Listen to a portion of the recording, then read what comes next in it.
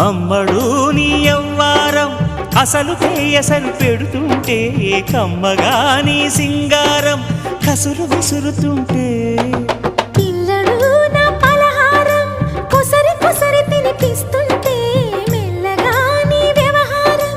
కొసరు అడుగుతుంటే చిన్ననాడి అన్న ప్రసన అయ్యిందో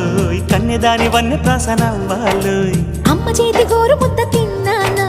అందగాడి గోటి ముద్ర కావాలో